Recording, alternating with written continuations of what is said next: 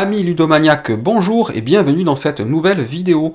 Aujourd'hui, les règles de Rum and Roll, un jeu de David Turzi et Nick Shaw, illustré par Fabrice Weiss et Andreas Reich, édité par Super Meeple pour 1 à 4 joueurs de 14 ans et plus, et des parties de 60 à 90 minutes. Vous êtes dans la Rome antique, une immense cité presque entièrement dévastée par un gigantesque incendie en 64 après Jésus-Christ.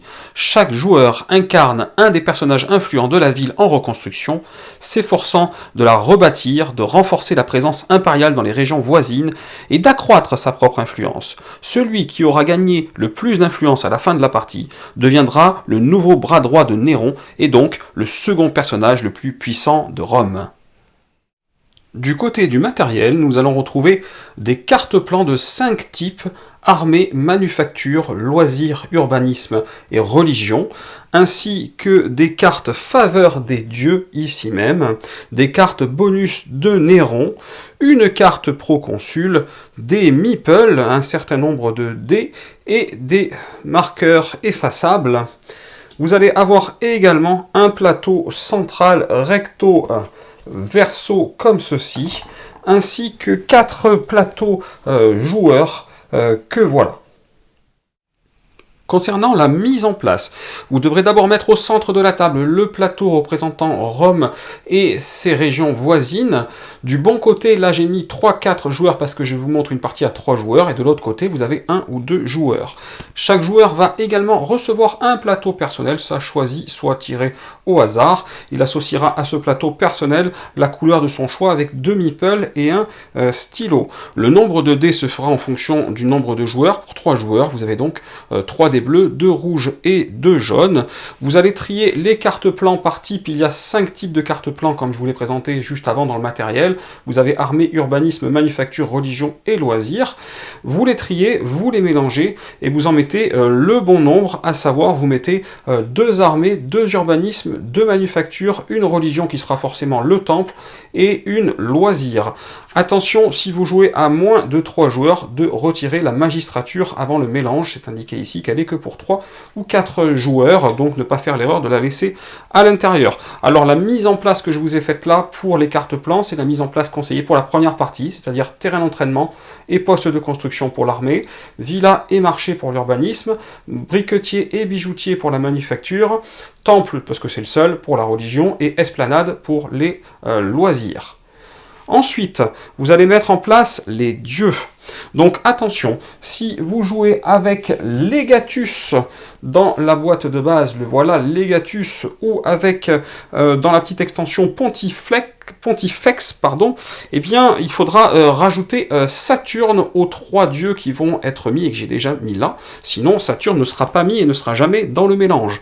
Donc vous êtes censé mélanger l'ensemble des dieux et en sélectionner 3 au hasard, ou choisir la version découverte et prendre Jupiter, Mars et Mercure pour les dieux du départ. Le premier joueur est choisi au hasard, on lui donne la carte proconsul que vous voyez là, et le joueur à droite du premier joueur pose son meeple sur la carte temple. Donc ça c'est important de ne pas l'oublier. C'est son contremaître, on l'appelle pour ceux qui vont être sur les cartes plans, le contremaître. Tous les joueurs posent leur surveillant, c'est-à-dire leur deuxième meeple qui sera appelé leur surveillant, sur le Forum Romanum, le seul bâtiment pour l'instant disponible dans Rome, et je vais en faire de même, voilà, pour une partie à 3 joueurs. Les cartes Néron que vous voyez là seront triées de la plus haute valeur à la plus basse en ordre décroissant, et elles seront face visible. Et si vous ne jouez pas à 1 ou à 4 joueurs, eh bien il faudra retirer cette carte numéro 5, comme je joue à 3, je l'ai retiré, et donc voilà les cartes triées en ordre décroissant, les cartes Néron qui seront disponibles pour cette partie. Si un joueur a le personnage Préfectus qui est là, eh bien il revendique immédiatement une colonie verte marquée 2 en Hispanie de son choix, il fait une croix dessus. Donc l'Hispanie elle est ici, je vais vous le montrer d'un peu plus près. Voilà, là vous avez l'Hispanie, vous avez 4 colonies, vous en avez 2 vertes, et bien le joueur à ce moment-là qui a Préfectus en choisit une des 2 et fait déjà une croix dessus pour dire que bien c'est chez lui cette colonie-là en Hispanie. Chaque personnage a des caractéristiques spécifiques, et donc le fameux préfectus permet d'avoir cela en début de partie. Dans une partie à 4 joueurs, le 4e joueur obtient un poisson supplémentaire qui l'indique d'un F marqué dans sa réserve. Donc voilà les réserves de ressources. Et donc là, si il y a 4 joueurs et que je suis 4e joueur, je mets un F ici pour dire que j'ai obtenu un poisson.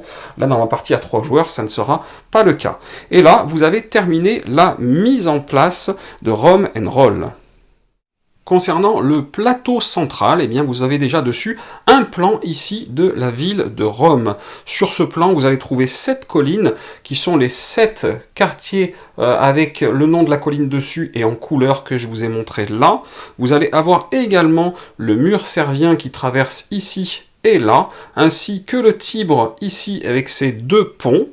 Vous allez avoir donc le Forum Romanum ici, qui est le seul bâtiment qui est pour l'instant encore debout dans Rome, et c'est celui de départ pour tous les joueurs.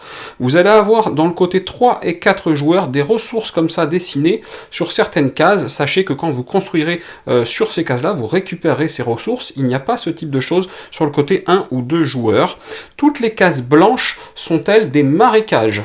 Toutes celles qui ne sont pas des collines, du coup, sont des marécages. Et vous avez également 4 régions frontalières qui sont là, à savoir Hispanie, Gaule, Égypte et Asie mineure. Et les régions frontalières partent de Rome par les routes vertes que vous voyez là au départ, qu'il y a collées à la carte de Rome pour chaque région. Concernant le plateau personnage attribué à chaque joueur, vous aurez une piste de ressources ici pour mettre votre stockage. Vous aurez l'intégralité des actions qui vous sera réexpliquée ici. Là, ce sont les conseillers du personnage en question, qui sont des pouvoirs asymétriques pour chaque joueur, et que vous pourrez corrompre ces conseillers pour obtenir ces pouvoirs. Là, c'est la partie pour noter le score de fin de partie. Et là, vous avez 6 pistes en dessous. Et donc, dans les 6 pistes, vous avez pièces, bâtiments, héritage, gloire. Là, vous avez les soldats et les sénateurs. Alors, quand vous gagnez quelque chose sur une piste, vous faites un petit trait comme ça en dessous de la piste. Là, j'ai gagné une pièce par exemple, et pourquoi pas ici, je peux gagner un sénateur ou un soldat. Je fais des traits comme cela. Pour les soldats, si vous les dépensez, si vous les envoyez en garnison, vous les barrez comme cela. Ça veut dire qu'il était là, mais il a été utilisé. Et pour les sénateurs, quand vous les déployez, c'est la même chose, vous les barrez. Vous n'aurez jamais besoin de barrer quoi que ce soit dans ces 4 autres pistes-là. Les ressources, donc, vous pouvez les stocker, et on écrit la lettre de la ressource dans chaque case quand on veut stocker une ressource. Ils ont été obligés de garder les lettres des ressources en anglais, parce que tout simplement, en français, les différentes ressources commencent par la même lettre. Donc on a wood pour le bois, brick pour la brique, stone pour la pierre, fish pour le poisson, et il existe des paniers, mais c'est un joker, et on ne note jamais les paniers ici, j'y reviendrai. Et il existe également les bijoux, à savoir jewelry. Donc par exemple, ici, W, j'ai donc un wood, donc un bois, et B, j'ai donc une brique. Et donc si je voulais stocker autre chose, une pierre, ça serait un S, comme stone, un poisson, ça serait un F comme fish, et bijou, ça serait un J comme jewelry. Et là, de la même manière, quand j'utiliserai une ressource, je la barrerai tout simplement pour dire que je l'ai déjà utilisée. Concernant le tour de jeu, la partie se déroule en plusieurs manches, chacune constituée de 3 phases. La phase de draft des dés, la phase d'action et la phase de fin de manche. Pour la phase de draft des dés, on va toujours commencer par le premier joueur, celui qui a la carte du proconsul. Et donc, c'est lui qui va drafter le premier dé, et puis le deuxième joueur, et puis le troisième joueur va prendre un dé, et là, ça sera de nouveau au troisième joueur, puis au deuxième, et de nouveau au premier. Donc ça sera 1, 2, 3, 3, 2, 1, dans mon exemple à 3 joueurs.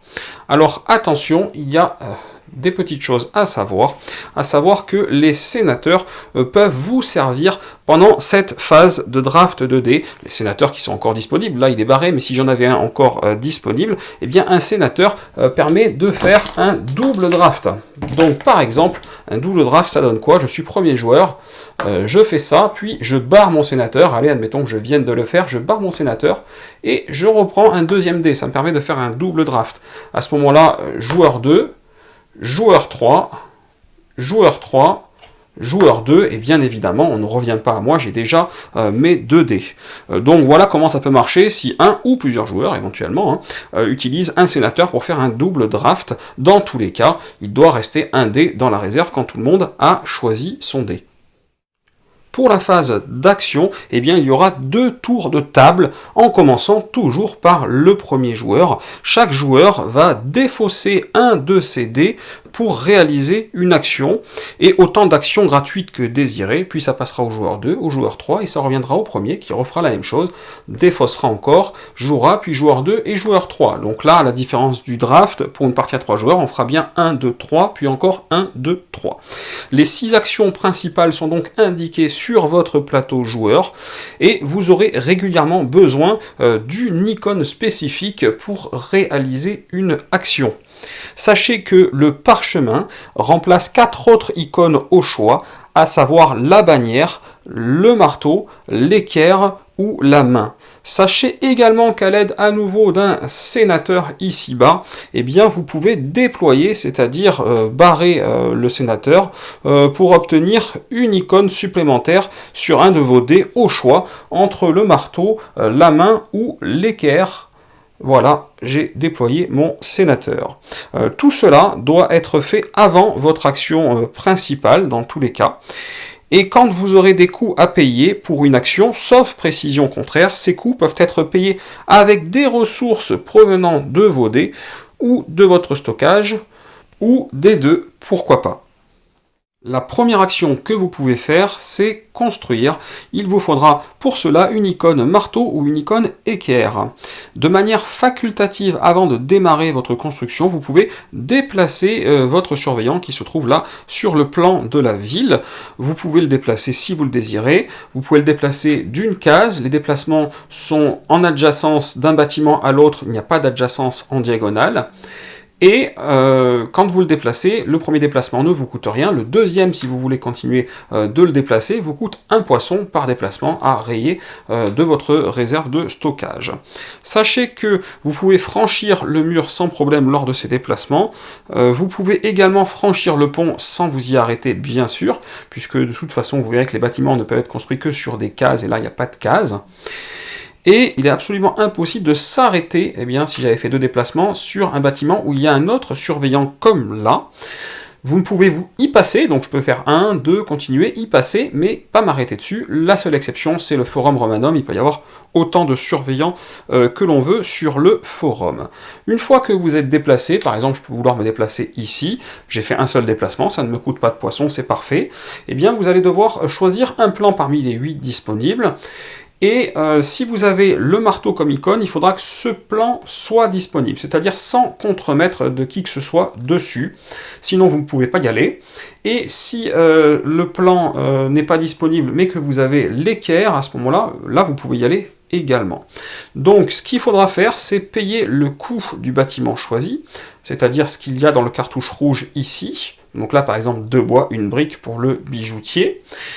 Si vous avez l'architecte et que vous avez utilisé un plan qui était disponible, ce qui était le cas là du bijoutier, vous avez une réduction de 1 ressource de votre choix. Si par contre vous avez l'architecte et que vous construisez par exemple un temple et que le temple n'est pas disponible, l'architecte vous permet de construire le temple, mais vous n'aurez pas la réduction. C'est soit avec l'architecte, donc avec l'équerre, vous allez sur quelque chose de non disponible, et à ce moment-là, c'est son pouvoir, soit vous allez sur quelque chose de disponible, et à ce moment-là, vous avez une réduction de 1 pour la construction. Concernant le placement du bâtiment, eh bien, il faut qu'il soit adjacent au surveillant. Donc là, je suis ici, il va falloir qu'il soit adjacent, donc ça sera forcément quelque part par là, j'aurai pas le choix. Il va falloir qu'il soit adjacent au surveillant, pas d'adjacence en diagonale, comme je vous le disais.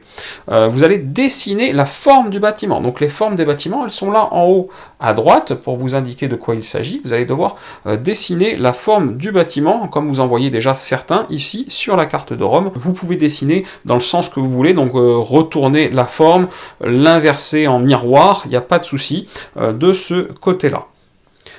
Mais il y a tout de même des restrictions de placement possibles.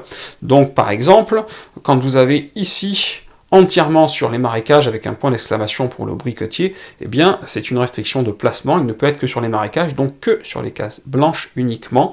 Donc voilà, il faut toujours faire attention à ce genre de choses. Un bâtiment normal, en tout cas sans restriction, lui, il peut être intégralement sur les marécages, intégralement sur une seule colline, ou à cheval entre une seule colline et un marécage. Il ne peut jamais être à cheval entre deux collines. Donc là, par exemple, ici, je ne pourrais pas construire sur ces deux cases en même temps, parce que ça serait à cheval sur deux collines. Donc ça aussi, il faut bien y penser. Je vais donc choisir un bâtiment que je vais pouvoir mettre ici. Donc par exemple, je peux vouloir faire une villa, pourquoi pas. Eh bien, je vais faire ma villa comme ceci par exemple, et une fois que j'ai tracé, que j'ai dessiné ma villa, je vais écrire que c'est une villa dessus, généralement en utilisant l'abréviation du bâtiment qui est indiquée en haut à gauche. Ça prend beaucoup moins de place. Voilà, comme ça on sait que ce bâtiment est au joueur orange et que c'est une villa. Si vous avez construit à un endroit où il y avait une ressource à l'intérieur de ce que vous avez tracé, évidemment, vous gagnez immédiatement la ressource en question. Une fois que vous avez fait ça, vous déplacez votre surveillant sur le nouveau bâtiment ainsi construit. Vous déplacez également votre contremaître sur la carte que vous venez de construire. S'il y avait le contremaître de quelqu'un d'autre, comme si j'avais construit un temple par exemple, eh bien, ce contremaître retourne à son joueur d'origine. Vous allez bien évidemment ajouter un bâtiment, et bien ici en le soulignant, comme exactement pour les soldats ou les sénateurs, et comme la pièce que je vous avais montrée là, tout ce que vous gagnez, vous allez souligner comme ça au fur et à mesure pour l'indiquer. Vous allez ensuite vérifier s'il y a un effet éclair, donc un effet immédiat sur le bâtiment que vous avez construit. Et là, pour la villa, eh bien, c'est bien le cas. Et à ce moment-là, vous allez déclencher cet effet éclair. Là, par exemple, je vais gagner un bijou que je vais pouvoir récupérer dans mon stockage, pourquoi pas. Ensuite, vous allez pouvoir déclencher, s'il y en a, l'effet de production des bâtiments adjacent. Donc là, par exemple, pour le poste de construction, il n'y a pas d'effet de ce type-là, mais pour le bijoutier, il y en a. Il s'agit de la roue crantée qui est là. Donc tous les bâtiments adjacents vont se voir déclencher leur capacité de production de leur roue crantée. Et évidemment, ce qu'il y a marqué dessus dans la capacité de production, ça s'appliquera pour le propriétaire du bâtiment. Dans ce cas-là, ça tombe très bien, je suis le propriétaire de la bijouterie, donc c'est moi qui gagnerai encore un bijou supplémentaire. Et ça tombe d'autant plus bien que mon adversaire, qui lui a un poste de construction, n'a pas ce type d'effet, et donc ne gagnera rien. Toutefois, si vous construisez adjacent à un bâtiment adverse, et là c'est le cas, puisque j'ai construit partiellement adjacent au mien, et partiellement adjacent également au bâtiment bleu adverse, mais peu importe, une seule case d'adjacence suffit. Si vous construisez adjacent à un bâtiment adverse, vous allez également gagner un sénateur, et donc le rajouter comme ceci. Alors peu importe le nombre de bâtiments adverses qu'il y aura autour de vous quand vous construisez, ça sera un seul sénateur de gagner si vous construisez adjacent à un bâtiment adverse. Si c'est un temple que vous venez de construire, là ce n'est pas le cas, mais imaginons-le, si c'est un temple, eh bien vous allez pouvoir choisir en effet immédiat du temple d'obtenir une faveur des dieux disponible, parce qu'il peut déjà en avoir certaines qui ont été prises, voire toutes, et à ce moment-là vous n'aurez rien. Donc vous allez pouvoir choisir revendiquer une faveur des dieux, et vous la choisissez et vous la posez tout simplement devant vous. Cette faveur ne sera plus du coup disponible pour les autres joueurs, et ça sera un pouvoir pour vous utilisable pendant la partie. Une fois la carte utilisée, elle est remise avec les faveurs disponibles. Vous pouvez en posséder plusieurs, c'est possible, mais dans tous les cas, vous ne pouvez en utiliser qu'une seule par tour. La deuxième action que vous pouvez réaliser, eh bien, c'est de lever une légion, et pour cela, vous aurez besoin d'une bannière comme ça sur l'un de vos dés pour pouvoir réaliser cette action. Et donc, dans ce cas-là, eh bien, c'est assez simple, vous allez activer jusqu'à 3 bâtiments d'armée disponibles sur la carte.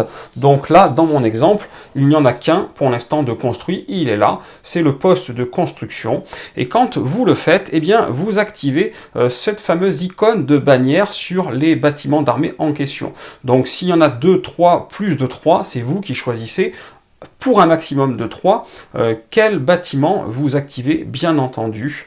Et donc, quand vous activez un de ces bâtiments et qu'il est à un adversaire, ce qui là pour moi est le cas, puisque je suis l'orange et le bâtiment est bleu, eh bien, cet adversaire gagne une pièce par bâtiment lui appartenant, eh bien, qui est activé. Et donc, dans ce cas de figure, très généralement, ça vous permet souvent de recevoir des soldats supplémentaires, forcément, puisque vous levez une légion, donc les soldats supplémentaires que vous recevriez, eh bien, vous les indiquez comme d'habitude sur votre plateau de joueurs. La troisième action, c'est conquérir, et c'est une action qui n'a pas d'icône spécifique.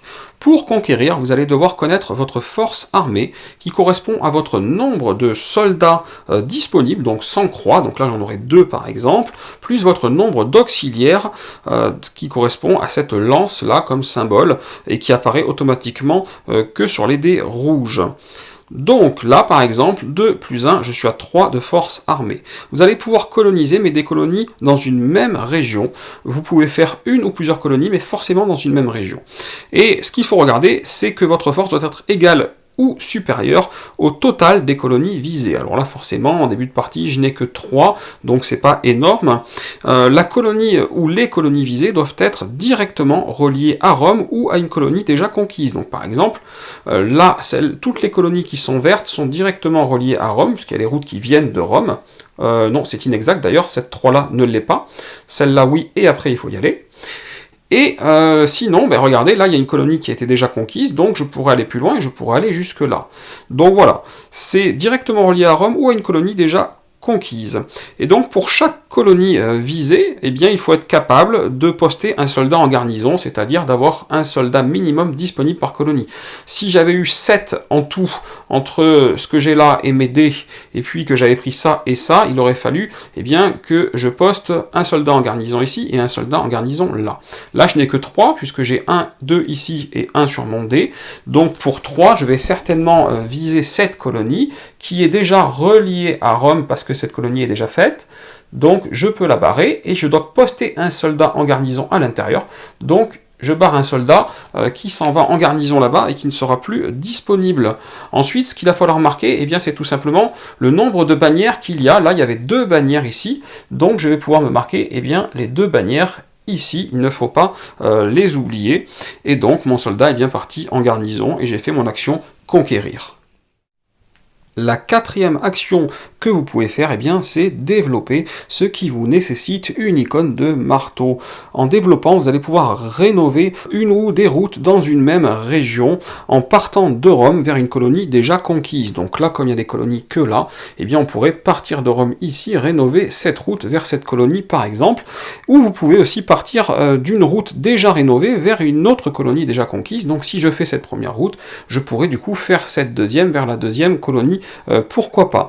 Donc dans ce cas de figure, eh bien, ce qui est bien, c'est que j'ai de la pierre ici, peut-être que là je m'en suis servi pour faire le marteau, et donc avec cette pierre, eh bien, je vais faire une première route, et si j'ai une deuxième route dans mon stockage, eh bien pourquoi pas faire une deuxième route ici, et relier les 2 colonies, c'est plutôt pas mal. Dans ce cas-là, ce que vous allez faire, donc, c'est bien de marquer, comme je viens de le faire, les routes, et puis après de regarder les bornes qui sont autour de la route, 1, 2, 3 bornes, et bien c'est super, ça me rajoute 3 ici au niveau des bornes, mais vous avez un bonus si vous rénovez au moins 2 routes ou plus, et ce bonus est de 2 bornes en plus.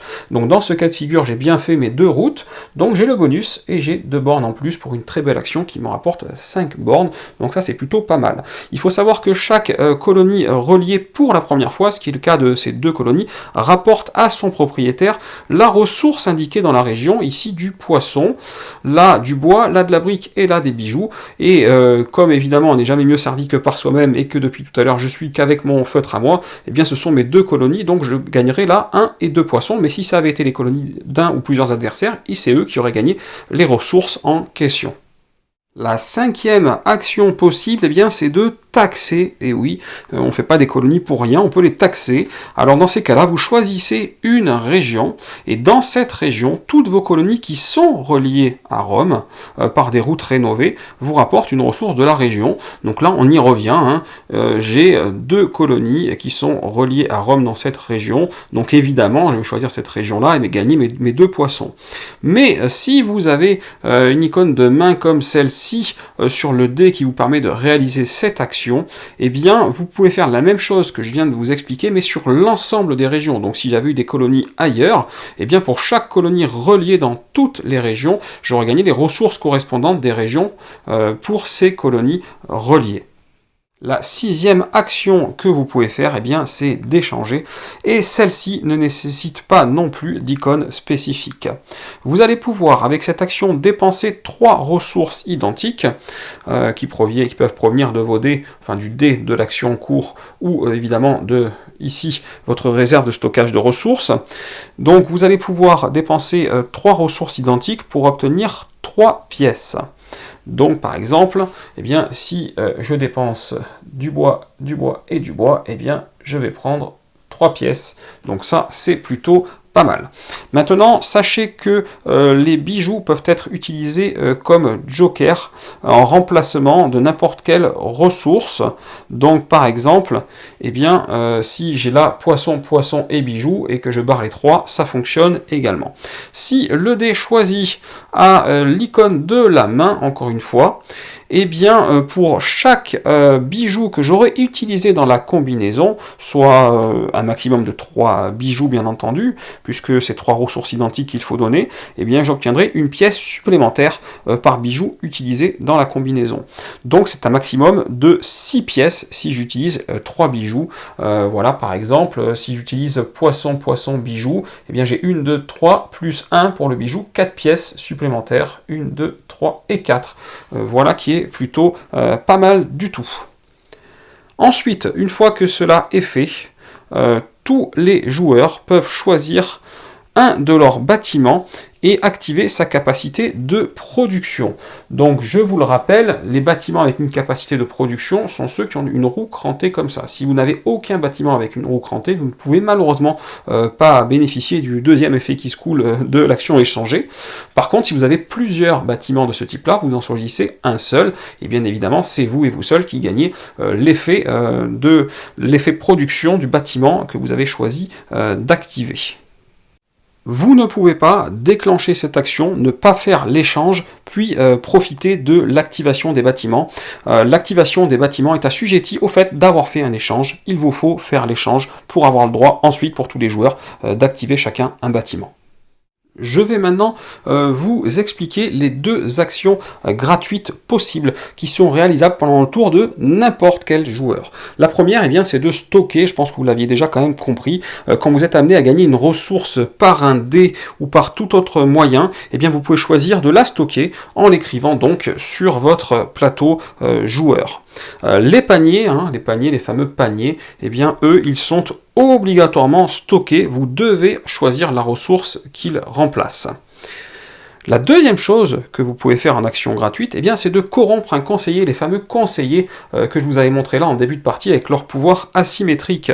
Alors pour corrompre un conseiller, eh bien, vous pouvez le faire à l'aide de poissons, de bijoux ou des fameux paniers qui sont là puisqu'ils remplacent n'importe laquelle des 4 ressources. Donc ça fonctionne, mais attention, vous ne pouvez le faire qu'avec les ressources que vous venez juste d'obtenir. C'est-à-dire que si ces paniers-là, je les transforme en quoi que ce soit, même en poissons, puisque c'est des poissons qu'il faut pour corrompre et des bijoux, et que je les inscris ici, je ne pourrai plus les utiliser pour corrompre mes conseillers plus tard. Donc quand vous recevez la ressource, vous devez immédiatement décider si vous choisissez avec de corrompre un conseiller ou pas, et si vous ne le faites pas et que vous la stockez, ça sera terminé, vous ne pourrez plus le faire. Chaque ressource utilisée ainsi, donc entre poisson, panier qui remplace le poisson ou bijoux, vous permet de cocher une case loyauté parmi les 15 disponibles, 5 par conseiller, avec quand même des restrictions. Vous devez toujours, pour chaque conseiller choisi, cocher la case de plus faible valeur en premier, la case de plus faible valeur disponible, bien entendu.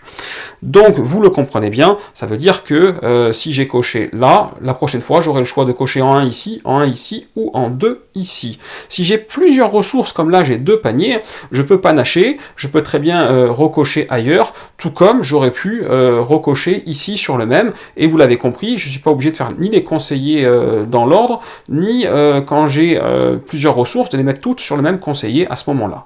La seule restriction, c'est vraiment de cocher la case la plus basse disponible de chaque conseiller. Et l'objectif de tout ça, eh bien, c'est de débloquer les fameuses capacités des conseillers. Il y a 2 capacités par conseiller, une en haut et une en bas. À chaque fois, il y a 2 cases qui correspondent à côté. Donc, dès que j'ai les 2 cases de la capacité qui sont cochées, la capacité se déclenche, et ce, jusqu'à la fin de la partie, j'aurai cette capacité pour moi. Donc, il faudra bien y prêter attention. Et bien sûr, c'est cumulatif, c'est-à-dire quand je fais ça et que je déclenche cette capacité, je ne perds pas la précédente, elle se cumule, j'en ai bien 2, et puis quand je fais ça, j'aurai 3 capacités disponibles jusqu'à la fin de la partie, et ainsi de suite. L'intérêt d'aller cocher la 5e case, et vous ne l'aviez peut-être pas vu, elle est ici, sur le côté, eh bien, c'est de gagner les points de victoire indiqués en dessous de la dite case à la fin de la partie. Je vais maintenant vous parler des fameuses cartes Néron, que voilà, rappelez-vous, on les avait empilées en début de partie avec des jolis points de victoire dessus. Eh bien c'est très simple, vous avez vu, les joueurs au fur et à mesure vont gagner différentes choses et ils vont l'indiquer comme ça sur leur plateau. Et chaque joueur a une case bleue sur ces 4 pistes-là, elles ne sont pas au même endroit selon le personnage que vous avez obtenu.